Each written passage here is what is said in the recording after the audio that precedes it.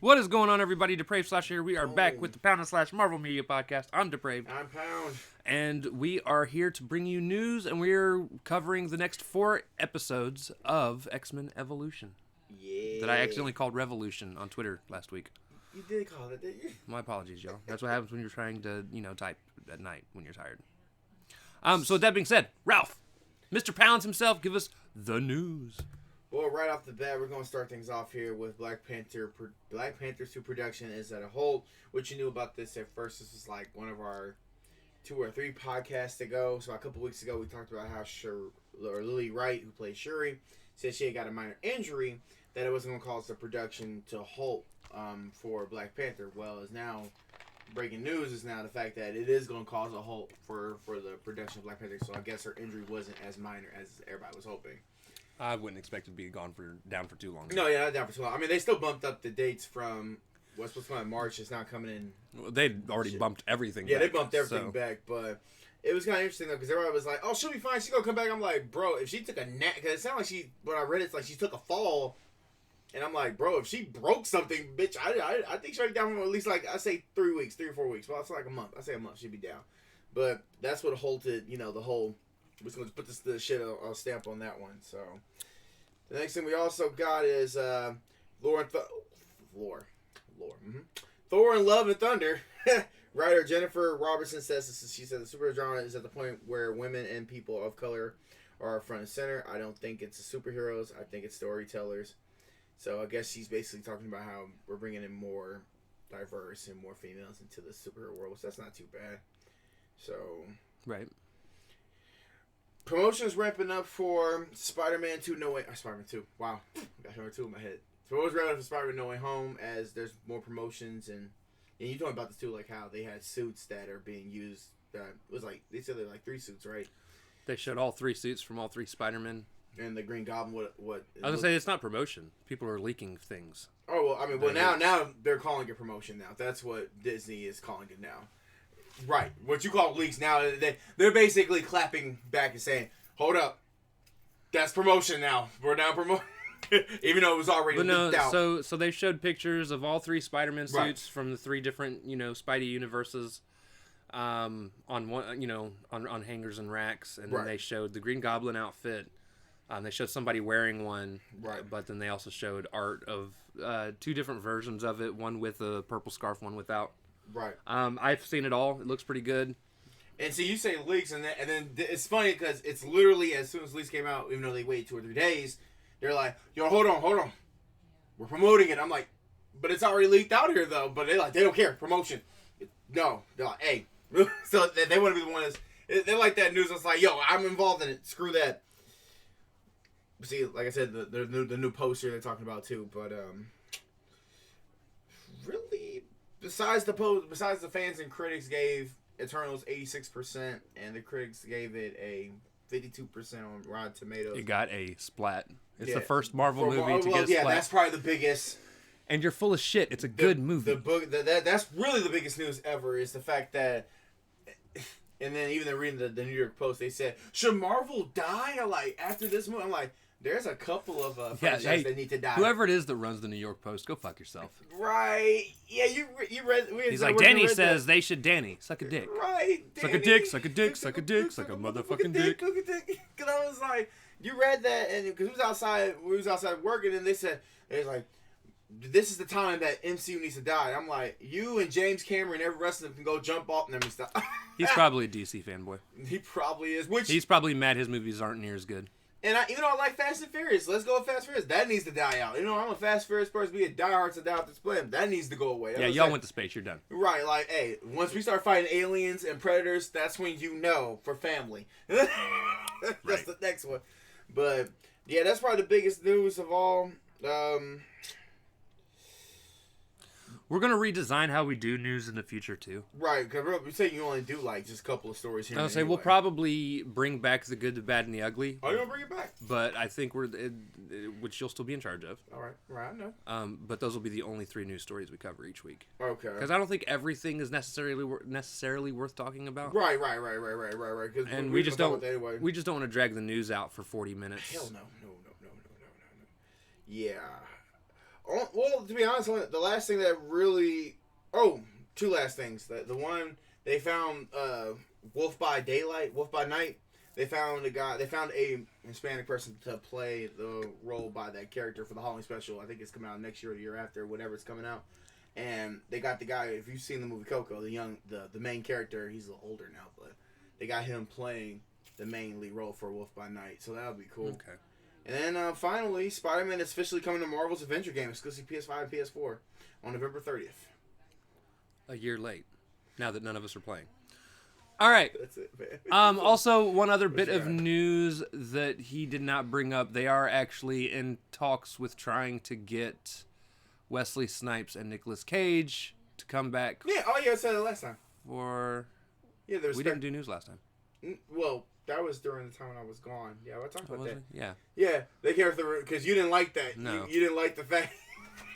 No. Because Kevin Feige said that they respectfully. He said they want their respectfully come back, not any role, but their roles in general. And they said to push it for Secret Invasion, so it'd be more like a cameo. Please don't. Anyways, watch him he gonna get mad. Be like, why is there a motorcycle? So, Wesley Snipes, what the hell? With this being a TV show, we also do the TV show ones a little bit differently. I kind of read a synopsis. Basically, what I do is I watch an episode, I type up a paragraph about it, and then I read it to you guys. That's it. And we got 4 episodes that we're going to be covering, and we're going to be doing that on. Again, this is X-Men Evolution. Yeah. I didn't look up who were the voice actors for the new characters, so I'm not going to have that information for you, but still. So we're going to go ahead and jump right into it. Season 1, Episode 6, which was called Middleverse. The new character in this was Forge. And we start off with a few X-Men talking about a party when Cyclops and Nightcrawler get into an argument because Cyclops is too serious, Kurt is not serious enough. Hell no, because Kurt is awesome. Let me read the thing. Kurt dips out and then finds a lab that is booby-trapped and explodes. Mm-hmm. Rogue then comes in and grabs a machine, and during the struggle, causes Kurt to disappear and then reappear in the school, but kind of ghost-like. Rogue tries to dispose of it. Toad picks it up, makes things disappear. Kurt runs into Forge, who's been in this thing since 1978-ish. The X-Men sense Kurt and hunt down Toad because they think he knows what's going on. When Toad says he didn't do it, Rogue admits that she did it. So they go to the lab and are about to blow up the machine. Forge tells Kurt if it blows, they're goners. So they create a device to give a warning to the crew. After some debate, Cyclops says he thinks Kurt wanted him to reset it. And then Blob, Toad, and Avalanche walk in to reveal Rogue is with them. She leaves because it isn't her fight.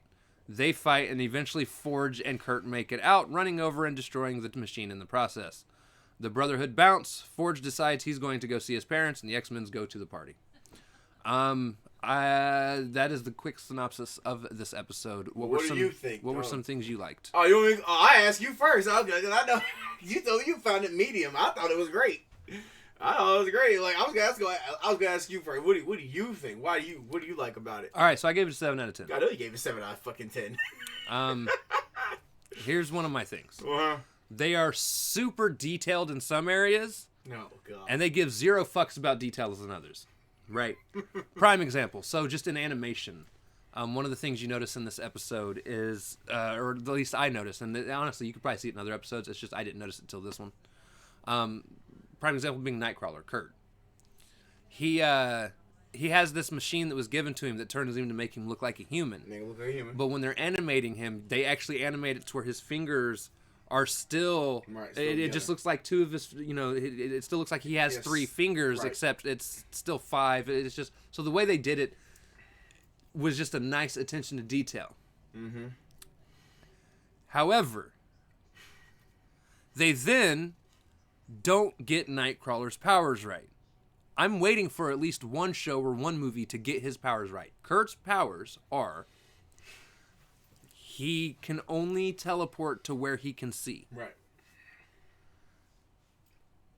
That's it.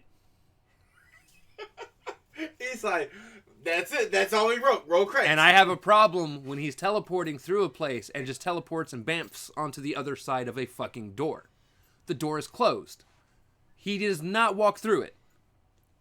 He's also never been there. He's never seen it. He doesn't know what it looks like. He's assumed that it's right there. He's just, for fuck's sake. It could have been a trap door. Like, oh my god, a trap floor. Now, what do you think of the story, man? Overall story wasn't absolutely terrible. Damn, not bad. It was one of the somewhat better stories.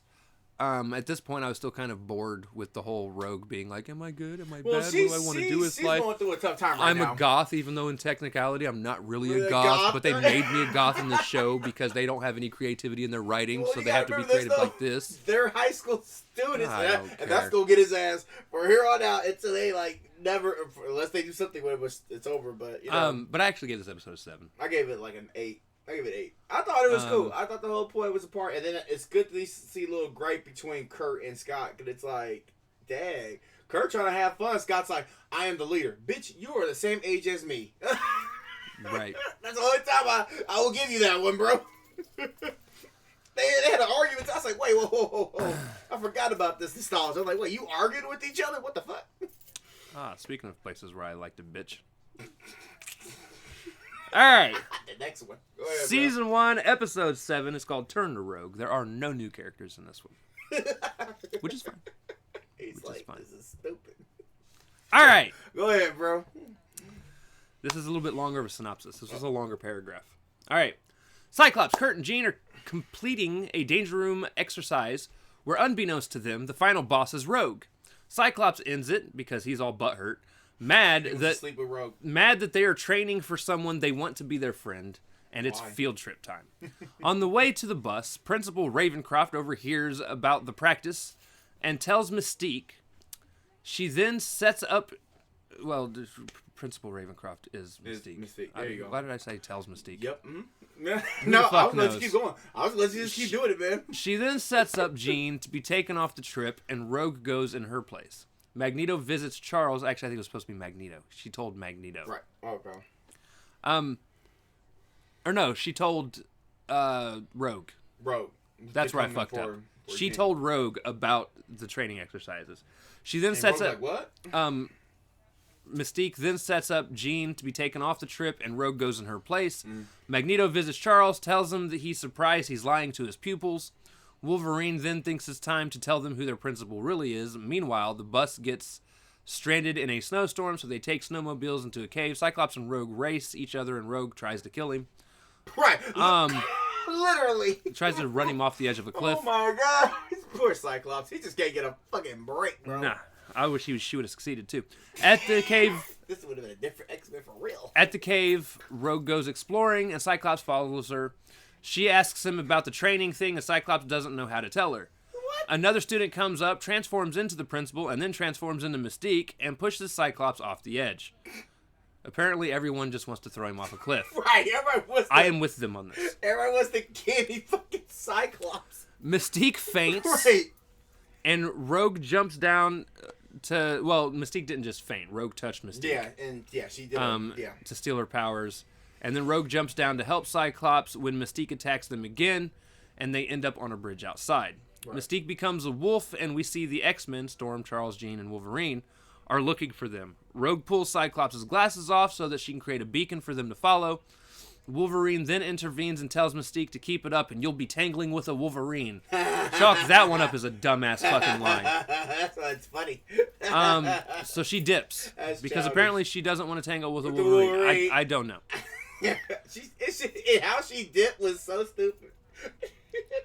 I'm out. Like, wait, what? You ain't gonna fight? So they save Rogue and Cyclops. Rogue joins the X-Men. Charles apologizes to the team, saying that he needs to do a better job of figuring out what is okay to tell them and what isn't. And then Cyclops says, "It's nice to know we all have something to learn. That's what makes us the X-Men. And now I hate life." The "and now I hate life" was my add-on. It was not theirs. That's what Kurt should have said that. That probably would have made it more fun. And now I hate life. I'm going to poof myself back into my fucking room. It's a part 2 of the argument. Okay, here's the thing. Over and above all, I actually gave the episode an 8. Yeah. As a whole, the episode was nice. I would have given it a 9 were not for 2 ignorant-ass comments made in the entire episode. I gave it a 9. I was like, yo, this is lit. So here's the thing. I'm glad we're finally done with the Rogue being a confused villain thing, right. At least for now. For now. Three things. There was something I did not mention that happened in this episode. The first one that bothered me was the "you're gonna tangle with a Wolverine" comment. Hey, bro, I thought that was funny as First shit. off, Wolverine is not that cheesy. He has never been that cheesy, and you guys have fucking ruined him for this fucking series for me. He has now said stupid things twice. He did. Really stupid things. That's why it's funny, because it's like, wait, Wolverine don't say shit like this, but it works for me, though. And then they get on the airplane, and he says, okay, you've got to make your choice. Right. You're either going to be with them or you're going to be with us. And she goes, well, if I say no, will you throw me off the plane? And it should have cut to... And he pushes a button that locks the door. He says, no, we're not like that. Bullshit, Wolverine, you are. You have always been. I have not read one comic where you're not a dick to pretty much everyone at some point. Some point. I've watched you go off on fucking Charles. Yeah, he did. That's some shit. He went off on him. And he would have been like, yes, I'm gonna throw you off the fucking plane. It should have cut to like the. You should have seen her. Open. Like right, it should have either cut to her falling or cut to like. If it were time, Cyclops could have been a leader. This would have been it. Like, this would have been it right here because even if he'd have jokes and said, just throw her off the plane. Like, and she'd have been all like, what? And he'd be like, I'm just messing with you. Give him a little bit of personality. And no, where do you guys choose to give him personality at? Is it the worst time? Is it the worst fucking time? Okay? Peep this. It's nice to know we've all got something to learn. That's what makes us X-Men. Okay, that was corny. That was corny. What makes you X-Men is Charles handpicked you motherfuckers. That was a corny one. And you went to his school, and now you pretty much work for him. That's what makes you X-Men. You having something to learn is what makes you a fucking child. And see, I wish... Which is fine. Right, it's fine because they're high school students. I get it. I mean, we all have something to learn even as adults, so it doesn't necessarily make you a child. It just makes you human. But I wouldn't mind, like, seeing that if Scott just came, just a little bit of decency. Not that line, but like, I wouldn't mind seeing Wolverine and Scott go at it on that plane. Like, you're not going to throw Rogue out. Like, that's not what to happen. What Cyclops should have done at the end of this episode? Instead of saying this, he should have looked at Charles and been like, you know what? We accept your apology, but don't ever hold information out on like it seems like Scott's not being, and that's fine. He's not. He hasn't gotten to, and he will eventually get to leadership role. But just not right now. Right now, he's playing like scared puppy dog. Right now, he's like, I want him back right now. Like, I'm still waiting on Wolverine to hit on Jean. Look, I got hope. Hey, you're waiting for that to happen. I got hopes. I don't. Just because, like, hopefully she gets old enough that he decides it's okay to hit on her. Because like that's what Scott probably will. That is a huge part of the X-Men story, and you guys have set yourself up in a position where you can't really do that story because you're assholes and want to appeal to 5-year-olds. Yeah, thumbs up. Regardless of my bitching, it does get an 8 out of 10. I give it a 9. I was like, yo, it was a decent episode. All these are pet peeves, really, to be honest. And then, when you take one step forward, you guys always take 2 steps back. Season 1, episode 8, Spike Cam. Here we go. There are no new characters in this one either. This one. We start off with Spike getting a poor grade on his assignment when his teacher gets him a handheld camera to film what goes on in his life as extra credit. He starts by filming Logan arriving to the institution from his school. By the way, somehow the camera is that clear back in 2000. Yeah, it was. Then spies on Kitty and Rogue arguing in the halls because, being a creeper is cool. Spike said, I can do whatever I want. Kitty then bumps into her crush. Yes. And he asks her to try out for the Dracula play. Her and Rogue both agree because Rogue is just tired of Kitty's shit. And I agree. On the way home, Spike is stalked by Sabretooth, who takes his camera and runs off to watch it and watches it to see what's on it. He finds out where Logan is. How the hell did he find out where that man... And then instead of destroying the camera, he decides just to leave it there. Spike proceeds to go home, and then Spike goes, gets his camera. He just found it laying in the alleyway. Finds a message on it from Sabretooth. He's your pen pal. Gotcha. He then goes home where he films Wolverine training with Cyclops, where Spike almost dies because he's dumb. He then tries to do some Jean Grey Gone Wild, and she gets mad because spying on a girl in her skivvies. First of all, that's two times he was creepy on women right now, bro. I'm starting to question. Like, I'm questioning all of these people. All of you are going to be future horrible people. Cause Spike don't give a fuck. Do you know who my auntie is? It's Storm. Test with me. So. Oh shit. She gets mad. I bet. Eventually, Wolverine sees what all he's recorded, and he erases it. But then he sees a message from Sabretooth, where Sabretooth just so happens to show up right on cue. Bro, and how he showed up was funny as shit. He's like, oh, Sabretooth on his way. And then here he is. Thank you. Thank you for the dumbest... Right. Now give me at least 1 minute. No, he's on cue now. There he is. Hello. So the X-Men defeat him. He runs off. Wolverine talks to Charles and says, yo, his next move's going to be to kidnap one of the kids. While that conversation is going on, Spike gets Kitty and Rogue to agree to go with him to film some things. Some more girls gone wild. Right. Cyclops tells Logan that they all left, while Spike films Kitty and Rogue dancing on a pole. It's not on a pole. I'm kidding. They're teenagers. But they are dancing. And then they do this weird fucking thing where, because, like, Rogue apparently can't dance because she's too white. I mean, like, pasty, like, you know, goth white. And then she ends up touching fingertips. Just the tips? Just the tips. Yeah, you go with that. With Kitty to gain some of her ability to dance. Man. And then they dance together. He records this. And in the process... do you even know what the hell is happening? Like, hey, fuck it. They're attacked by Sabretooth. Oh, yeah, he come out of nowhere. Wolverine shows up out of nowhere, attacks Where the Sabretooth. hell And then amidst the fight, Rogue touches Sabretooth, becomes a werewolf herself, basically. Like a badass. After she had just shaved, apparently. That was one of her complaints. Oh, I just shaved. Professor X drops Sabretooth off in Antarctica, because that's, you know... Damn, and first of all... You just gonna be like, yo, homie, chill. He could do that to the Brotherhood of Evil. You couldn't lock him up. All right, we're gonna throw his ass into the sun. Damn, to the sun. So instead they throw him in Antarctica. That's some bullshit.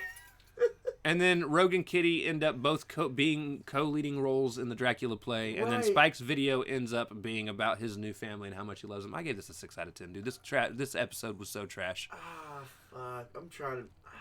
It's just full of bad decisions on everyone's part. Yeah. Whoever wrote this, it was a bad decision that you wrote it. Whoever fucking... Like, I just... Yeah. And you gave it a what? You gave it a what? I gave it a 6. You gave it a 6? I gave it a 4. This is probably the first one I give a bad one, too. The good news is it's followed up by a half-good episode. This is probably the only one I might... Well, probably won't be, but this is the one I give a 4 out of 10. It was bad. Bad decisions...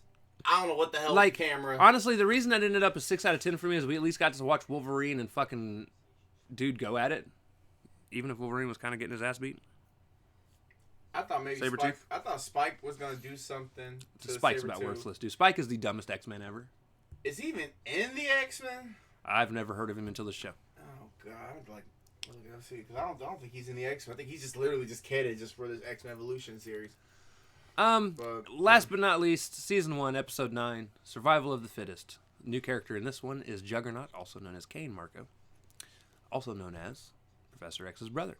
Right. So Juggernaut is released by Mystique, while the X-Men kids and the Brotherhood kids all go to survival camp, because for whatever reason, I don't know, see, now here's something else I didn't like about this specific episode. I don't know why the Brotherhood kids went, if it was something that, like, Xavier set up for them. Maybe if it wasn't survival camp, maybe it was just regular camp, and it was just regular, like a field trip, probably a lot better. But since Charles Xavier set this up, it's like, wait, why? Maybe Charles Xavier, to be fair, Charles Xavier, he's like trying to be good teacher. He wants everybody to join the X-Men. He's in love. I'm in love with X-Men. Everybody join X-Men. That's what he wants. I'm in love with a stripper. I was in love with the coco.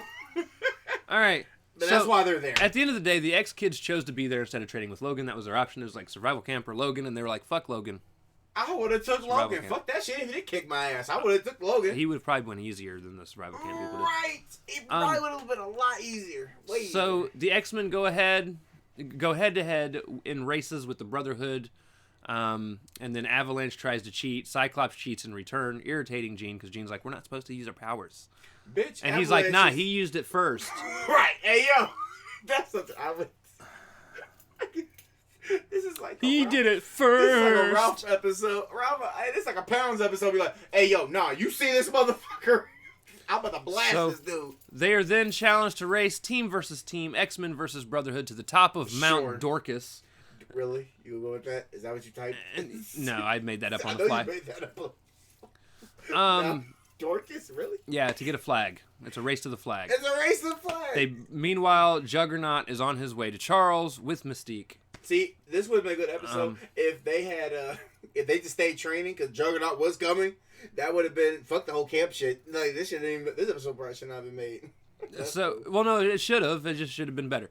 All right, both teams of kids swear to not use their powers. In which case, both teams use their powers. Right. When in doubt, we use our fucking powers. And still making Jean mad. She's just a whiny bitch this episode. Yeah, Jean needs to just calm down. The Brotherhood try to take a shortcut through a mine and end up getting themselves trapped because Avalanche decides he's trying to open a hole up that's supposed to like let him out of an area, and it just collapses everything on him. Right. You are Avalanche. You're causing more Avalanche. So when they become trapped, they're saved by the X-Men, and once they're saved by the X-Men, Quicksilver goes to race to the top to, grab the flag. Nightcrawler bamfs, and then he's up there, and they both grab the flag at the same time. They try to take it from each other, and then all of a sudden, the X-Wing shows up, and Storm's like, yo, look, both Charles and Mystique are about to get fucked up. Right. Y'all need to chill. Literally. Get in here, and we'll do our thing. Shit, that should have been at the beginning of the episode. Which, by the way, something that I didn't mention here, I don't know why I didn't think about it. I've still only seen this episode once.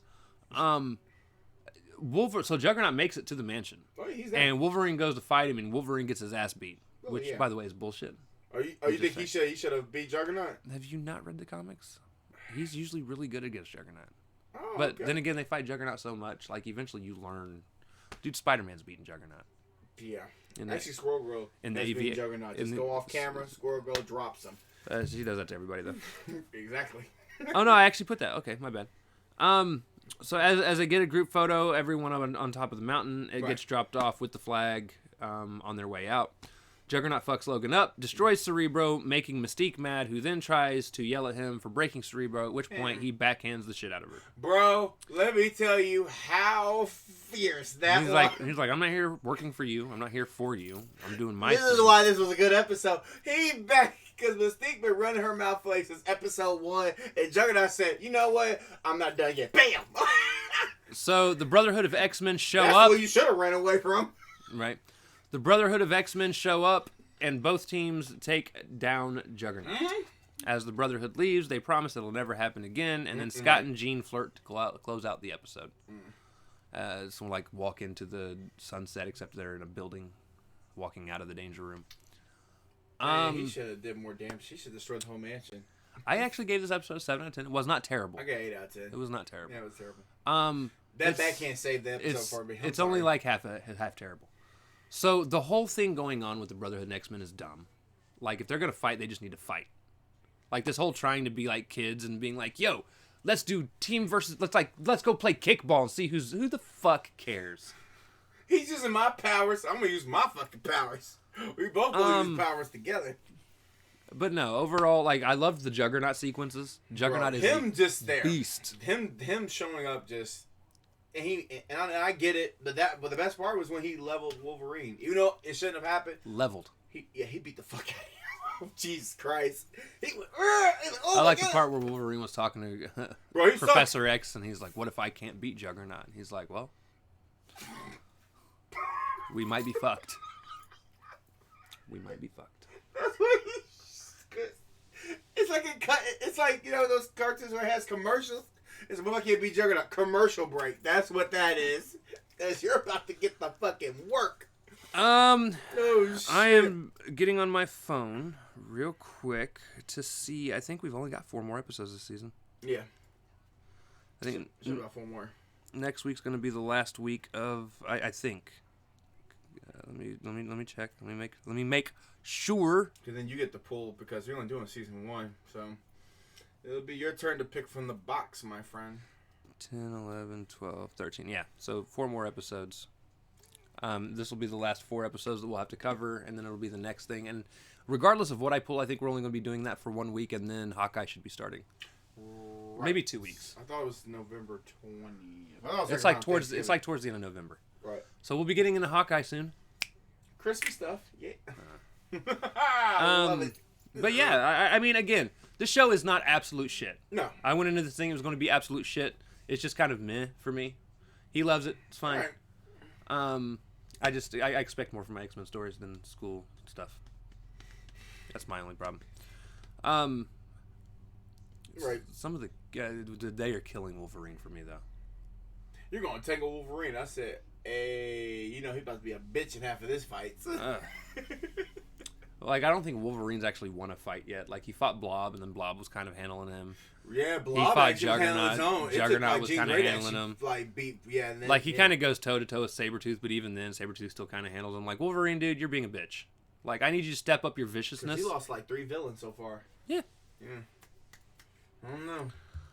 But we'll see. Like I said, we got 4 more episodes. After these 4 episodes, we'll be drawing something. Guess what? If I was drawing today, we'd be doing something on Voodoo. The Marvel Superheroes, Season 1 from 1966. Oh, God. We'd probably have to find a way to Hell find yeah, that. I have to Voodoo that shit. I have to really go. I don't have Voodoo on my phone. But no. So, that's the end. So, with that being said, I guess, again, earlier this week, we put out, or a day or 2 ago, depending on when I released it, the Eternals review came out. We got this. Next week, we've got more X-Men. Remember, Thursday is our Comic Corner podcast. We actually had a pretty decent group of comics for this week. Oh, yeah. So be prepared for that, and we're excited for the next wave of comics, too. So, all right, with that being said, we will see you all next week. Excelsior. Excelsior! Yeah. Boom.